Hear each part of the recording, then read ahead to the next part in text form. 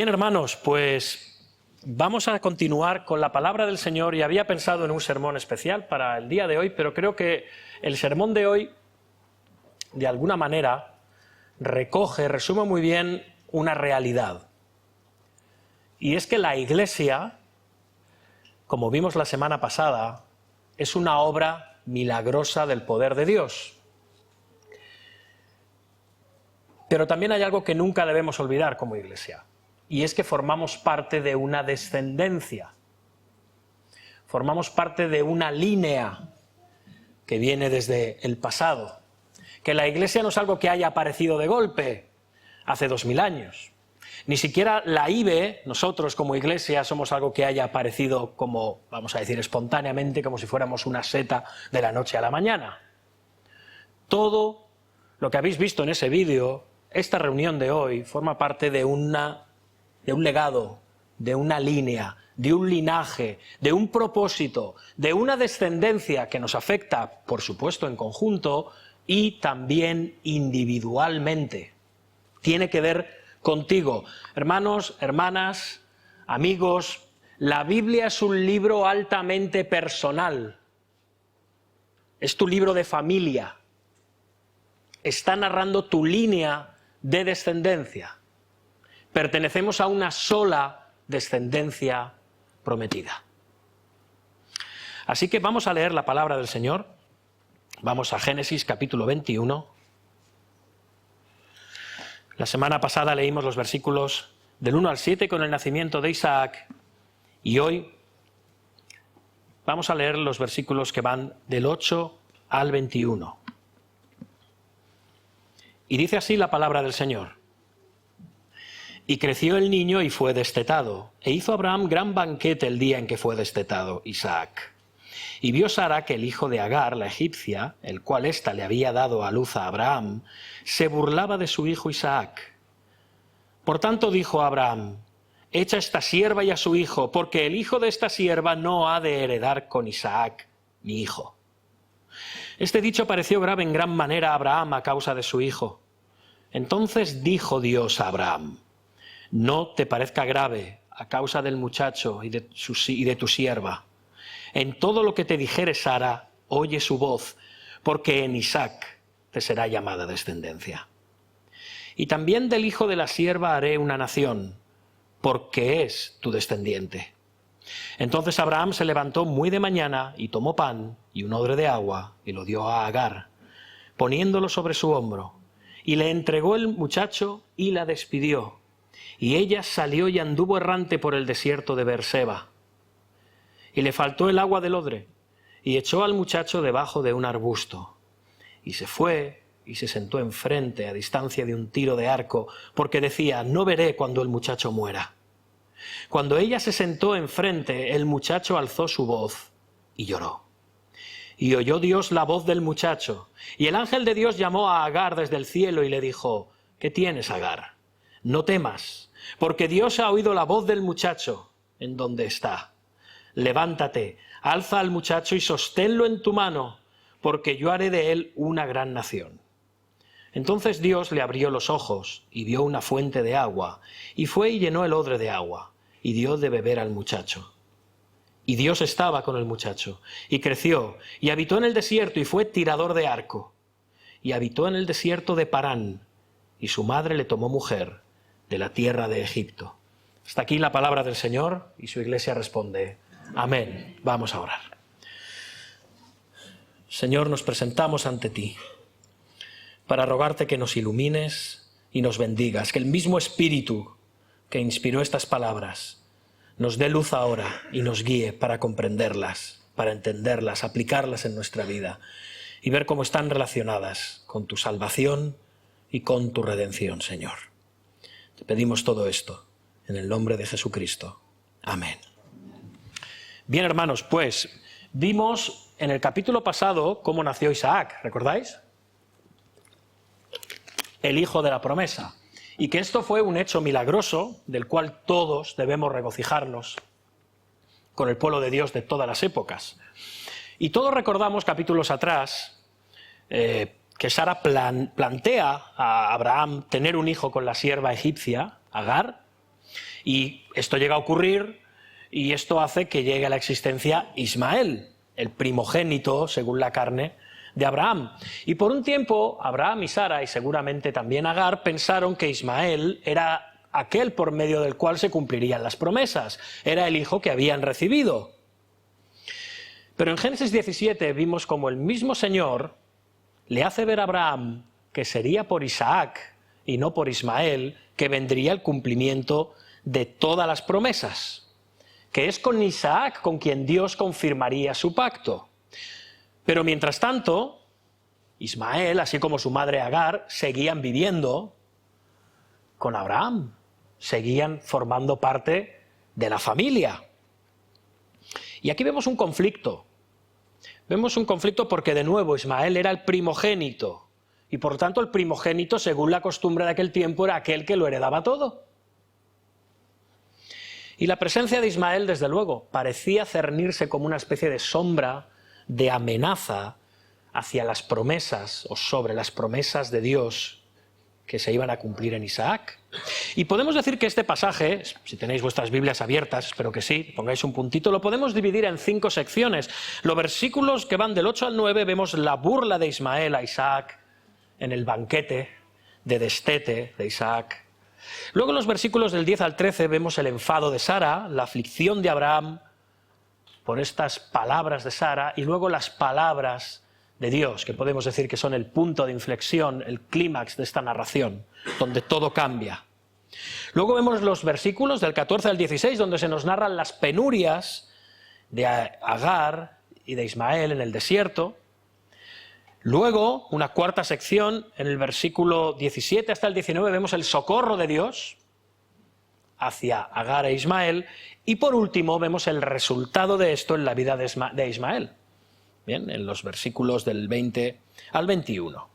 Así que vamos a pasar a la exposición del pasaje y que el Señor nos ayude a ver qué es lo que Dios tenía que enseñarle a la nación de Israel por medio de estas palabras que escribió Moisés en el libro de Génesis, y qué tiene esto que enseñarnos a nosotros a la luz del plan de la redención y de la historia de la redención de Dios. Y podemos ir a la primera parte del relato.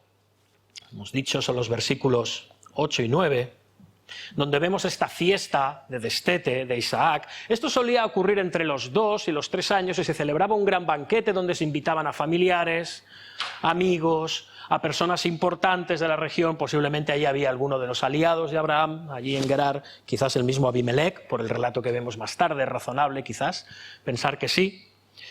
Y era la primera vez que el muchacho comía algo sólido. Por lo tanto, se consideraba que ya pasaba a un estatus diferente, ya entraba parte dentro de lo que era la vida de la familia, la vida social. Y durante esta fiesta, Ismael, el hijo primogénito según la carne de Abraham, que tendría unos 16, 17 años, empieza, como vemos, a burlarse de su hermanito Isaac. Y realmente no sabemos qué es lo que hacía, si era con gestos, si era con palabras, quizá con ambas cosas. Pero de hecho es interesante porque la palabra en hebreo para burlarse usa la misma raíz que se utiliza para risa, para el nombre de Isaac. Pero en este caso no era una risa gozosa, era una risa de burla, era una risa de ironía, era una risa, podemos decir, exagerada y denigrante. Y de nuevo Ismael tenía 16, 17 años y ya sabía, tenía suficiente uso de razón, porque además su madre se lo habría dicho, que era por medio de Isaac, que Dios había hablado ya en 2 ocasiones que se iban a cumplir todas las promesas. Y es muy posible que esto llenase a Ismael de envidia, de celos, de rencor.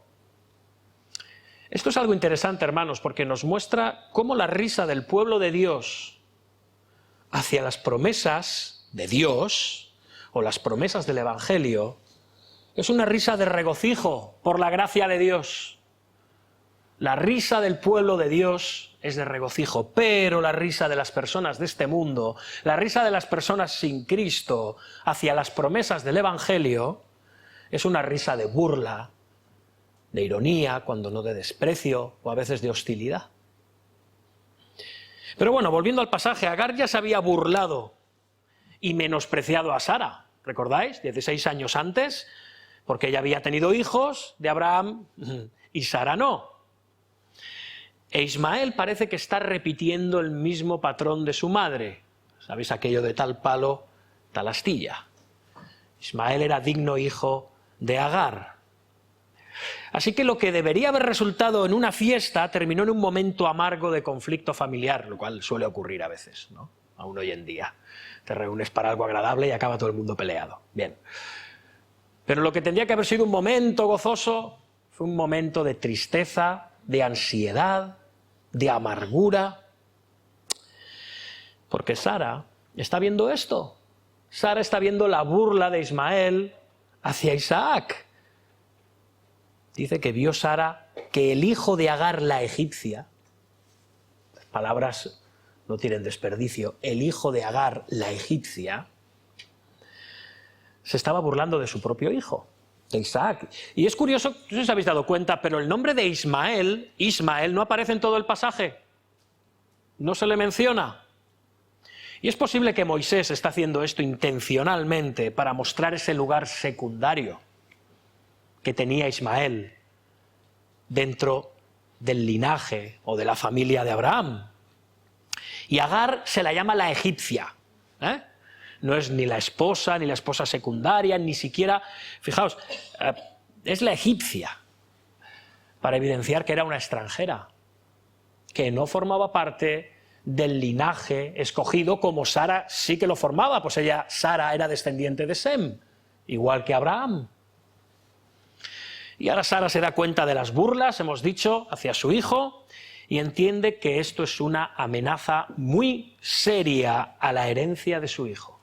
Y esto unido a posiblemente el rencor que ya tendría hacia Agar desde hacía años, por todo lo ocurrido en el pasado, por las burlas del niño o del chico hacia su hijo recién nacido, esto para Sara, la señora, era el colmo. Hasta aquí podíamos llegar. Y nos lleva a la segunda parte del pasaje, versículos del 10 al 13. Dice Sara a Abraham, echa atención a esta sierva, en el hebreo también la expresión es peor, es esclava, ya no la llama sierva, literalmente echa a esta esclava y a su hijo, porque el hijo de esta sierva, paréntesis, esclava, no ha de heredar con Isaac, mi hijo. De hecho, la expresión esta sierva en hebreo es más despectiva, literalmente es esclava, en un sentido muy bajo del término. Sara habla de ella como eso, como una mera esclava. Y al decir echa a esta sierva y a su hijo, literalmente está pidiendo que expulse. La palabra original es expulsa, echa, repudia a esta esclava y a su hijo. No lo llama ni a tu hijo, a su hijo. Estamos aquí ante una pelea de gatas, como se suele decir. Y evidentemente esto incluía desheredar a Ismael. Bien. Repudiarla como segunda esposa, con ciertos derechos que tendría. Como sierva, que no como esclava, pues era una sierva al servicio de la ama, Sara. Y por supuesto desheredar al hijo. Y de hecho Sara, quizá estamos viendo aquí mucha intensidad de su parte, pero ella se siente totalmente respaldada por las palabras de Dios. Es Dios quien dijo que sería en Isaac con quien Jehová confirmaría el pacto. ¿Sí o no? Sí. Pero también sabía algo, que Abraham amaba profundamente, como no podía ser de otra manera, a su hijo. Y que esto podía nublar su juicio. ¿Habéis visto la expresión de Sara? Esta sierva no ha de heredar con Isaac. El hijo de esta sierva no ha de heredar con Isaac. Quizás en la mente de Sara, de Abraham, pudiese intuirse la intención de repartir la herencia entre los dos. Lo cual hasta un cierto punto tendría sentido. Ismael era hijo de Abraham. Y hijo legítimo además. Así que hemos de decir que, aunque la motivación de Sara no era la correcta, la motivación de Sara no era la correcta, porque le movía el rencor, le movían los celos, le movía el orgullo, le movía el amor de madre, su petición era correcta. La petición de Sara estaba alineada completamente con la voluntad de Dios. Y el relato nos dice, fijaos, que pareció grave, penoso, doloroso en gran manera, grave en gran manera a Abraham, a causa de su hijo. Y sí, claro, lógicamente el corazón de Abraham estaba dividido, tenía 2 hijos. Uno acababa de llegar a este mundo hacía unos poquitos años, el otro ya tenía largo tiempo con él, 16, 17 años. No es una cuestión de que amara a uno más que a otro, los amaba de forma distinta, pero los 2 eran hijos suyos. Qué complicado. Pero claro, de nuevo, esto podía suponer un peligro para las promesas que iban a venir por medio de Isaac. Así que nos podemos imaginar que Abraham estaría, como se suele decir en nuestro lenguaje coloquial, hecho polvo, emocionalmente. Y aquí es donde interviene el Señor. Versículos 12 y 13. El Señor, en medio de esta crisis familiar, aunque es una crisis teológica casi también, lo que pasa es que ellos no lo saben, pero en medio de una crisis familiar, como hace Dios siempre en medio de los momentos de crisis, Él viene a nosotros. Dios siempre viene a sus siervos en los momentos de crisis y nos ilumina, y nos consuela y nos guía con su espíritu y con su palabra. Y esto es lo que hace Dios, venir a Abraham, como ya he hecho otras veces, y seguramente es de noche. Alguien dirá, bueno, aquí no dice que sea de noche, quizás fuese en un sueño o en una especie de visión, de vigilia nocturna, y cuidado, esto es algo que Dios hacía en el pasado, pero que hoy no hace. Dios no habla con sueños y visiones hoy a su pueblo, porque toda su palabra inspirada ya está revelada. ¿Bien? Pero seguramente fue de noche, lo podemos intuir, porque el versículo 14, si os fijáis, dice que ¿qué hace Abraham? Abraham se levantó muy de mañana para hacer aquello que Dios le había dicho que hiciera. Así que intuimos que seguramente fue en un periodo de pesadillas, o de sueños, o de alguna visión que él vería en la noche. Y Dios le dice a Abraham, fijaos, no te parezca grave, no te duela, no te parezca penoso a causa del muchacho y de su siembra. Es decir, Dios le está diciendo a Abraham, Abraham, no te preocupes, tranquilo, no te preocupes por ellos. Pero por otro lado, esto es un llamado de Dios a que Él no antepusiera su fidelidad y su amor a su hijo, a la fidelidad y el amor que él tenía que mostrarle a Dios y a las promesas de Dios. Y esto tiene un eco, ¿recordáis? En las palabras de Jesús en Mateo 10:37. El que ama a hijo o a hija más que a mí, no es digno de mí. La voluntad de Dios debe ser lo primero en nuestra vida, porque es siempre lo mejor en todas las situaciones, por penoso, por doloroso que nos parezca. Y lo segundo que Dios le dijo a Abraham, y me gustaría, hermanos, que nos solidarizáramos con Abraham, posiblemente sean las palabras más duras que seguramente tuvo que escuchar Abraham en su vida hasta ese momento. Y seguramente también a cualquier marido, en todo lo que te diga su esposa, hazle caso. Obedécela, en todo. ¡Qué horror! Los motivos de Sara podían no ser los mejores, lo sabemos, pero lo que ella decía era conforme a la voluntad de Dios. Por lo tanto, Abraham tenía que obedecer la voluntad de Dios. Abraham pedía lo correcto. Y la tercera cosa que Dios le dice a Abraham, en el versículo 12, fijaos, porque en Isaac te será llamada descendencia. Por eso Sara estaba en lo correcto en pedir la expulsión de Agar y de Ismael de la familia, porque sería por medio de Isaac que la santa descendencia prometida que aplastaría la cabeza de la serpiente, esto es el Mesías, llegaría a existir. el Redentor vendría por medio de Isaac. Y la cuarta cosa que Dios le dice a Abraham, y lo vemos en el versículo 13, es que Ismael, el hijo de la sierva, de él haría una gran nación por fidelidad a Abraham y a sus descendientes. Esto ya se lo había dicho el Señor a Agar en el desierto, la primera vez que ella huye estando en estado, ¿recordáis? De tu descendencia haré gran nación. Y por eso es posible que también Agar tuviera cierta confusión. Bueno, pues será mi hijo el hijo de la promesa. Ahora resulta que no, que lo va a hacer con el otro. También hemos de ponernos un poco humanamente hablando en la mente de Agar, ¿no? Pero Dios le había dicho a Abraham también con anterioridad, después de decírselo a Sara, en Génesis 17, versículos 20 y 21, en cuanto a Ismael, también te he oído, he aquí que le bendeciré y le haré fructificar y multiplicar mucho en gran manera. 12 príncipes engendrará y haré de él una gran nación. Mas yo estableceré mi pacto de forma única, unilateral, con Isaac. Y que esto se cumple, lo vemos porque más adelante en el libro de Génesis, capítulo 22, se ve todo el linaje de Ismael y aparecen estos 12 príncipes y las naciones que vienen por medio de él. Y Moisés lo redacta para que quede constancia de la fidelidad y de lo veraz que es Dios al hacer sus promesas. Y esto ya nos lleva a la tercera parte del pasaje, versículos del 14 al 16.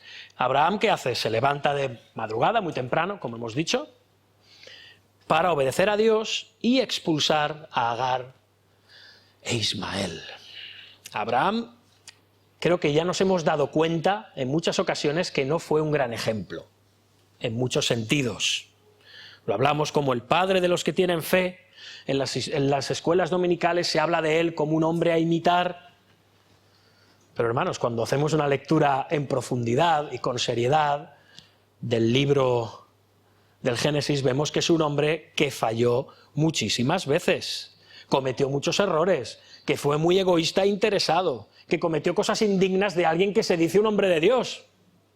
Les vamos recordando, ¿no? Le faltó suficiente fe en los momentos clave, la verdad. Pero una cosa es cierta de Abraham, él amaba a Dios. Él quería agradar a Dios. Él quería obedecer a Dios con todo su corazón. Seguramente, hermano y hermana, te sientes totalmente identificado. Somos un desastre en tantos y tantos sentidos. Pero por otro lado, a la vez que somos un desastre en tantos y tantos sentidos, nuestro deseo y nuestro anhelo es servir a Dios y hacer su voluntad. Y en esa tensión vivimos permanentemente entre este ya y todavía no hasta que el Señor regrese. Pero esto es fruto de la gracia de Dios.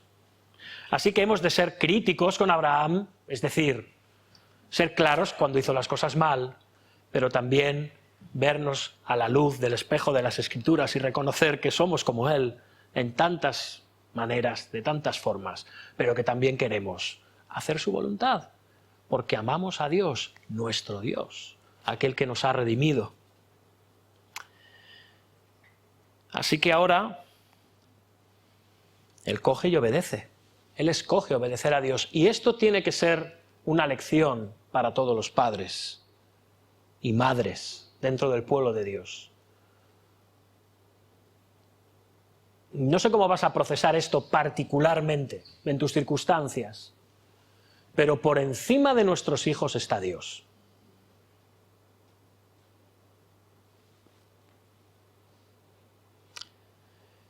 Y ahora lo que hace el patriarca es dar víveres a Agar e Ismael. Y es curioso, fijaos que me estaba preparando y me hacía gracia. Le pone el odre, que es en unos 12 litros de agua más o menos, le pone el odre sobre las espaldas de Agar. Y tú dices, es que estos adolescentes siempre han sido unos vagos, ¿no? Un poco colaboradores, ¿no? No es por eso. Le pone el odre sobre las espaldas a Agar, si os fijáis, le da víveres, le da pan, lo cual en el lenguaje bíblico incluía otro tipo de provisiones, no solo pan. Pero lo que está haciendo es, de alguna forma, diciéndole, en primer lugar, tú eres una sierva. Ya no eres esposa, eres sierva. Carga con todo. Y después dice que le entrega al muchacho y la despidió. El que le entregue al muchacho suena extraño, ¿no? Le entrega al muchacho. En pocas palabras le está diciendo, yo repudio toda tutela sobre este hijo, es tu hijo, es tu responsabilidad. Ya no sois más miembros de la familia, ni tú eres esposa, ni él es hijo, por cuanto ya no es heredero, y os despido. Yo no sé, esto suena ahora así, qué curioso todo lo que podemos desgranar del texto. Hay un gran simbolismo porque públicamente, posiblemente todavía delante de muchos de los invitados que habían venido al banquete y que quizás habían quedado a dormir, era lo habitual, cerca, después de un banquete, cerca de la casa de Abraham o de las tiendas de Abraham, esto era una evidencia pública de rechazo. Abraham está rechazando, repudiando públicamente a su hijo y a su esposa. No había vuelta atrás, según las costumbres de aquel tiempo. Pero vuelvo a decir lo mismo, todo esto que suena muy contextual y nos ayuda a entender, ¿os imagináis el corazón de Abraham? No es el punto del pasaje, pero realmente es como para quedarse a pensar, ¿no? No se sentiría muy bien, pero lo hizo. Porque por raro y doloroso que fuera, era lo correcto. Hermanos, tenemos la costumbre de pensar que si algo nos es desagradable no es voluntad de Dios. Porque la voluntad de Dios es buena, agradable y perfecta. Entonces si algo me es difícil, si algo implica sacrificio, si algo implica dolor en nuestro corazón, no puede venir de Dios. Ni lo más lejos. La voluntad de Dios es buena, agradable y perfecta, pero para nuestro corazón caído no siempre lo es. Es difícil, es penoso, es duro, pero es lo correcto. Es lo que Dios espera. Es lo que Dios aguarda. Es lo que Dios manda. Porque aunque nosotros no lo veamos ahora, es lo mejor para nosotros. Y es lo mejor por encima de todo para el plan de Dios y para su gloria. Y ahora, bueno, aquí vemos, ¿no?, la salida de Agar y de Ismael y salen en dirección al sur, hacia el desierto de Beerseba, muy probablemente yendo a Egipto, de donde provenía Agar y donde quizás tenía familia. Y dice el relato, fijaos, que anduvo errante por el desierto de Beerseba, lo cual da a entender que se perdió. No sabemos si fue algún error, algún despiste por causa de la climatología o por la situación de tristeza en la que se encontraban. La ansiedad es un mal GPS, ¿verdad? O sea, a veces estamos ahí tensos si no tiramos bien. Pero lo que sabemos es que se perdieron, empezaron a rondar por el desierto en vez de seguir los caminos bien delimitados que habían y que llevaban a Egipto. No era cualquier sitio Egipto, no era una aldea perdida Egipto. Estaba el camino real que iba desde arriba en Mesopotamia, cruzaba toda la cuenca del Mediterráneo, pasando por Canaán y seguía hasta Egipto. Algo pasó, que se desorientaron y se perdieron. Y además, en medio de esto se acaban las provisiones, se acaba el agua. Lo cual posiblemente llevó a pensar a Agar que había llegado su hora. Porque estaban muriendo de sed. Estaban exhaustos. Y entonces lo que hace Agar es dejar a su hijo debajo de un arbusto para que al menos le dé la sombra. Y para ella no ver la muerte de su hijo y que esto añadiera más ansiedad y tristeza a su corazón, se alejó aproximadamente, dice el texto, un tiro de arco, quizás unos 100 metros aproximadamente, para morir sola y no ver el dolor de su propio hijo. Y dice el pasaje que se sienta enfrente, entendemos mirando hacia Ismael, alzó su voz y lloró. Ismael lloró de pena, angustia, hambre y sed. ¿Os imagináis al muchacho? Y de hecho era la segunda vez que Agar se veía en esta situación, ya lo hemos dicho antes, cuando huía de Sara, su señora. Dios la condujo en aquel momento al pozo o a la fuente del viviente que me ve, ¿recordáis? Y luego de vuelta a su señora con arrepentimiento, ¿recordáis? Vuelve a tu señora y sométete a ella, pero esto ya no podía ocurrir, ya no podía volver, porque había sido repudiada. Y esto nos lleva a la penúltima parte de este pasaje, versículos 17 al 19. Y Dios se manifiesta de nuevo a Agar en el desierto. Fijaos, dice, y oyó Dios la voz del muchacho. Hermanos, Ismael era hijo de Abraham.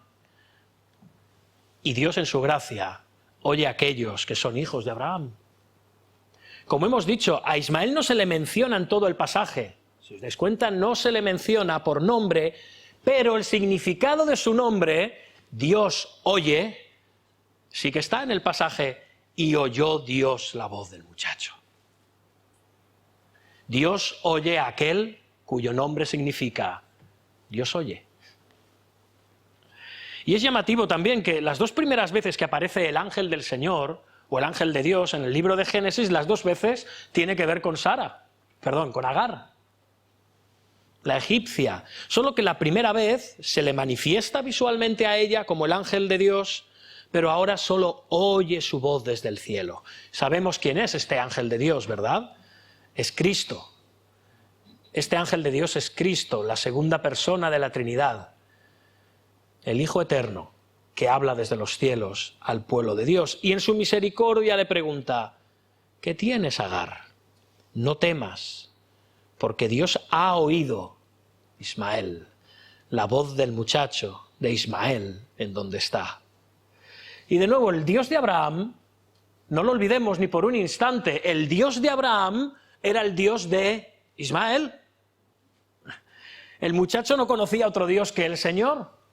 Desde que había nacido, Abraham había hablado de Dios, el Señor, el Todopoderoso, el Altísimo, el Hacedor de todas las cosas, y este era el Dios que conocía Ismael, no conocía a ningún otro. Y a este Dios Ismael está clamando, desde allí donde está. Y Dios prometió a Abraham bendecir a todos los que le bendijeren y maldecir a los que le maldijeren, y ahora Ismael está siendo maldecido. ¿Por qué? Porque está sufriendo las consecuencias de haber perseguido a Abraham en la figura de su hijo, de haberlo despreciado, de haberse burlado de él. O sea que Isaac sufre justamente las consecuencias de sus actos, pero Dios también es fiel a su promesa y por causa de ser hijo de Abraham, en su gracia oye a Ismael. En su gracia oye su clamor y lo socorre. Y el ángel de Dios le dice, no temas, le dice el ángel de Dios a Agar, no temas porque Dios ha oído la voz del muchacho en donde está. De nuevo, ¿veis cuántas veces dice Dios ha oído, Dios oyó, Dios oyó, Dios ha oído? El nombre de Ismael no está, pero lo que su nombre significa sí que está. Porque Él es fiel a su promesa. Dice, no temas porque Dios ha oído la voz del muchacho en donde está, levántate, alza al muchacho y sosténlo con su mano, como una expresión que quiere decir, dale ánimo al muchacho, hásele con tu mano, sosténlo, anímale, fortalécelo, porque yo haré de él una gran nación.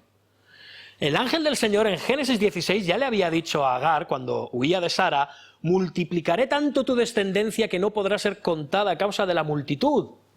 Esto le había dicho el ángel de Dios a Agar en el desierto, y se estaba refiriendo a Ismael, y ahora le vuelve a confirmar esta promesa. Y abre los ojos milagrosamente de Agar. ¿Para qué? Para que vea un pozo que estaba allí, seguramente oculto de algunos arbustos, literalmente en hebreo es una fuente, un manantial, para que llenen el odre de agua y beban él y su hijo, y así no mueran. Hermanos, esto es un grandioso ejemplo de la gracia y de la fidelidad de Dios hacia todas las personas, aquellos que son pueblo y aquellos que no lo son. Y la última parte de este pasaje, versículos del 20 al 21, Moisés nos dice que Dios estaba con el muchacho. Bueno, te ha ayudado hasta aquí, ala, ahora búscate la vida. No. Dice que Dios estaba con el muchacho no porque fuera el hijo de la promesa, no porque fuera parte de la santa descendencia de la mujer de Génesis 3:15, sino porque era el linaje de Abraham. Y la fidelidad y el amor de Dios, hermanos, son mayores de lo que nos pensamos. A veces nos ponemos enseguida a juzgar a algunas personas, ¿verdad?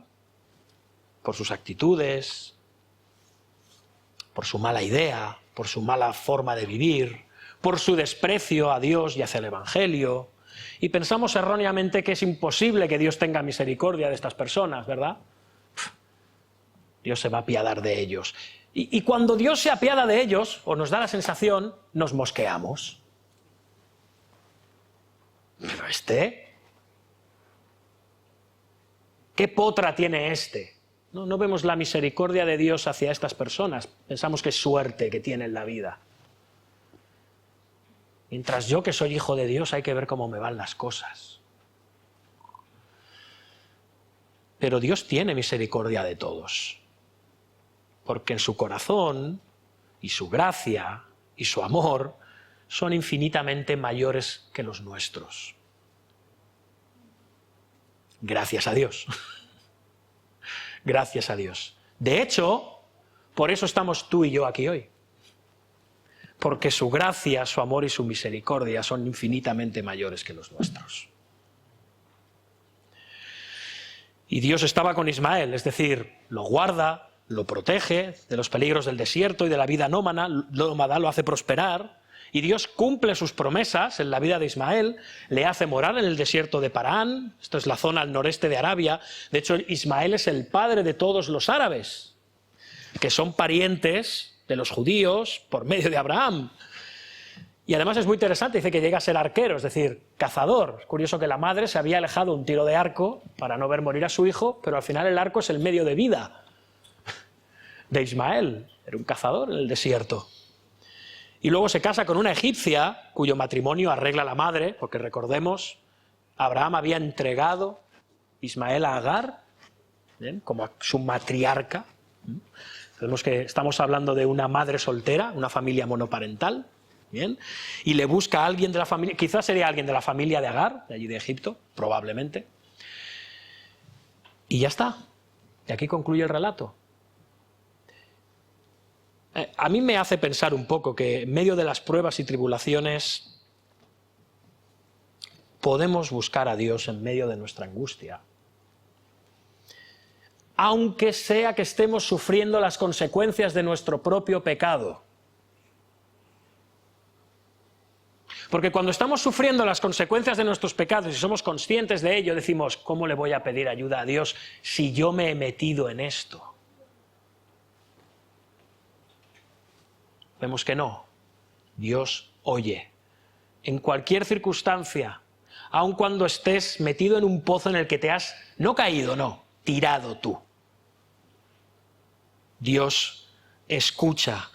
Si Dios oyó y socorrió a dos personas que no eran parte de la descendencia prometida, ¿cuánto más escuchará a aquellos que somos miembros y parte de la descendencia prometida? Ahora, ¿qué aprendió Israel de este relato? Bueno, dos cosas como mínimo. Si lo unimos al pasaje de la semana pasada, podemos decir que Israel debía regocijarse en que Dios es fiel y que cumple su palabra. Dios hizo la promesa a Abraham y las cumplió inicialmente por medio del hijo de la promesa, Isaac.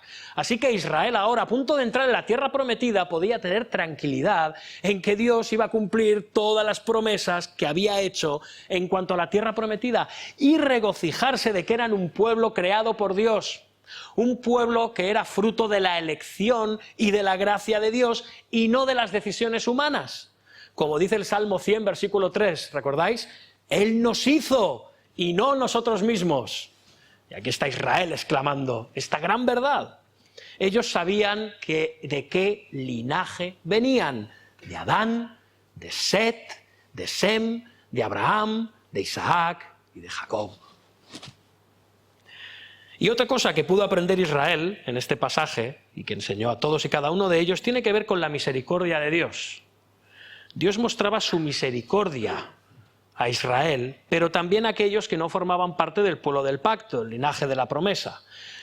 2 veces socorrió Dios a Agar e Ismael, la primera vez en el vientre de su madre, pero 2 veces socorrió a Agar e Ismael, no solo en esta ocasión.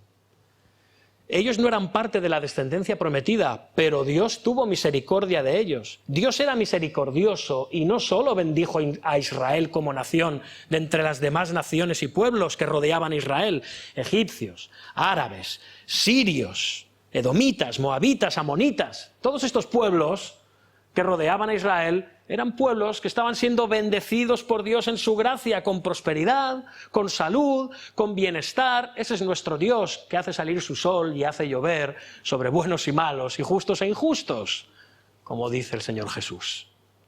Así que Israel tenía que manifestar misericordia también hacia los demás pueblos, y también cuando alguien de estos pueblos moraba entre ellos como un residente extranjero. Ahora, ¿qué nos enseña a nosotros los cristianos? Como mínimo 3 cosas. Y voy a beber antes.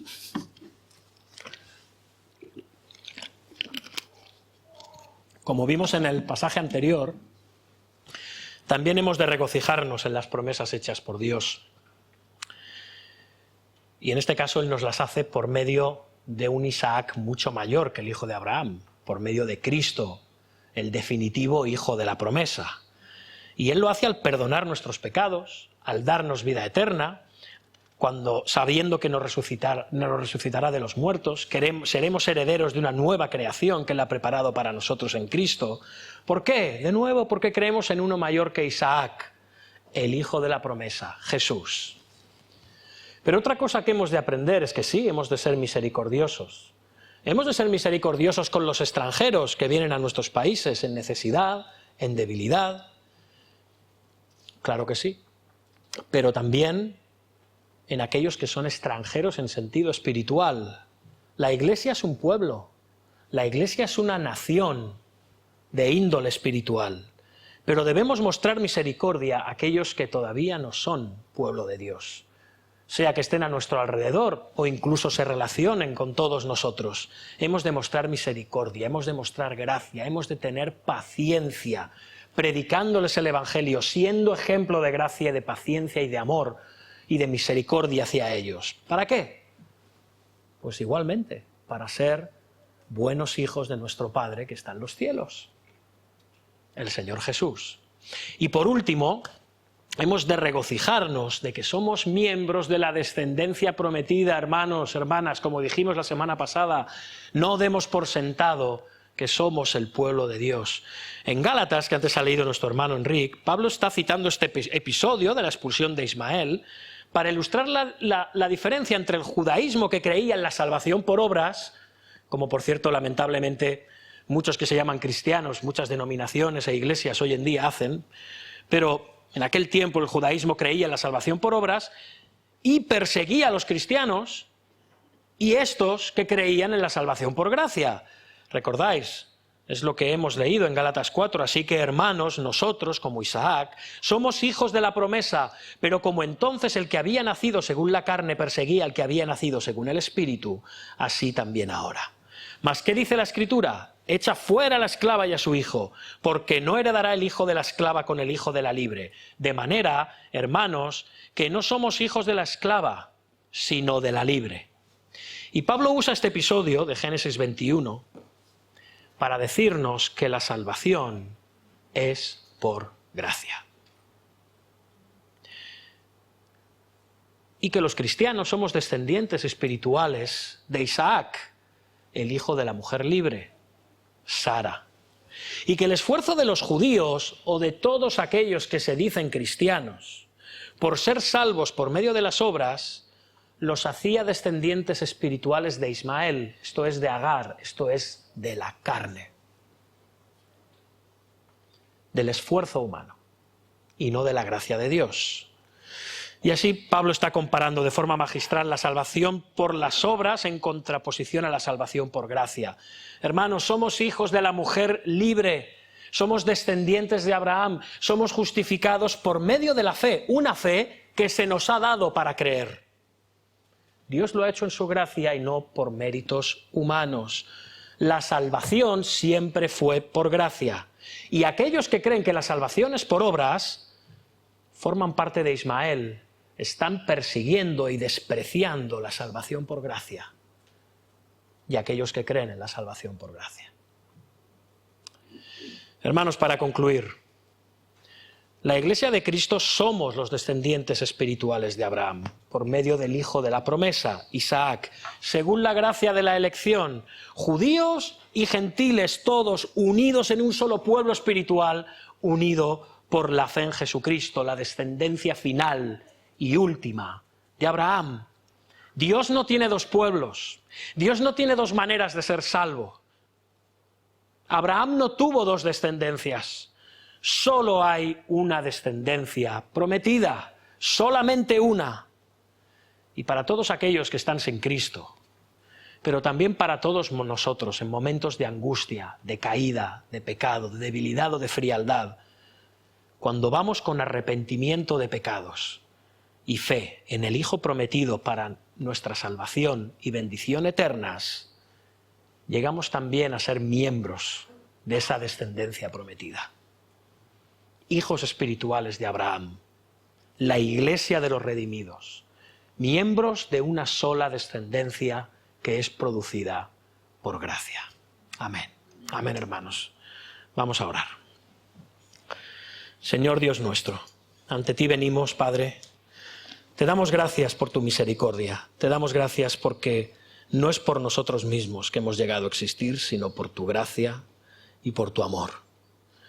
Gracias porque tú eres un Dios compasivo más allá de lo que podamos imaginar.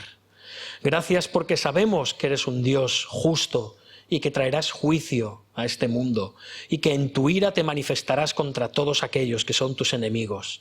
Pero también sabemos que las puertas de la redención y que la lluvia fina de la salvación sigue cayendo sobre toda criatura en este mundo. Señor, te rogamos por todos aquellos que están lejos, por todos aquellos que están muertos en delitos y pecados, por todos aquellos que forman parte de la descendencia de Ismael y de Agar, conforme a la carne, Señor, que tú los llames a tu gracia, que tú los llames a formar parte de la única descendencia prometida, por medio de arrepentirse de sus pecados y creer en esa descendencia, Jesucristo. Te damos gracias porque tú también nos has hecho como iglesia y has usado los mismos medios que usaste para salvarnos y para salvar a todos tus escogidos a lo largo de los siglos. Te damos gracias. Bendito seas, oh Padre, Hijo, Espíritu Santo, porque te lo pedimos en el nombre de Jesús. Amén.